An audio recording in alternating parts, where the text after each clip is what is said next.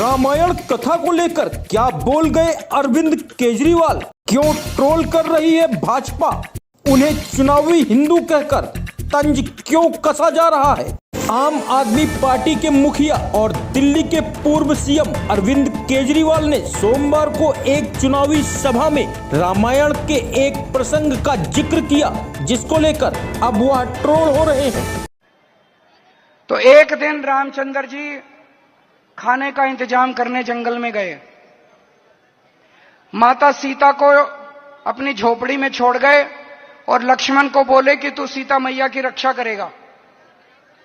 इतने में रावण आया सोने का हिरण बनके। आया कि नहीं आया? सोने का हिरण बनके आया।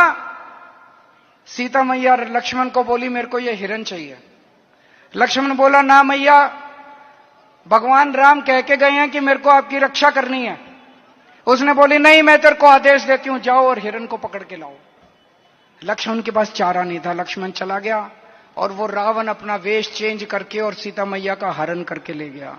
अरविंद केजरीवाल रामायण का प्रसंग सुनाते हुए कुछ गलतियां कर गए, जिसको लेकर भाजपा उन्हें ट्रोल कर रही है। केजरीवाल ने कहा कि भगवान राम खाने का इंतजाम करने जंगल में गए थे, जबकि असल में वह सोने के हिरण का पीछा करते हुए जंगल में गए थे। पूर्व सीएम ने कहा कि रावण सोने का हिरण बनकर आया था, लेकिन यह सच नहीं है। सच यह है कि हिरण का वेश मरीच ने धरा था। रावण ब्राह्मण बनकर भिक्षा मांगने आया था।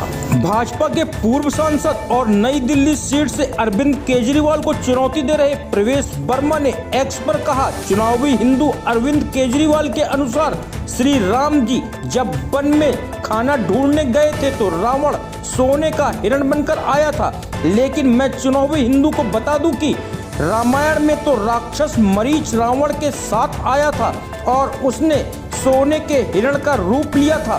सीता माता ने लक्ष्मण जी से नहीं बल्कि प्रभु श्री राम जी से सोने का हिरण लाने के लिए कहा था।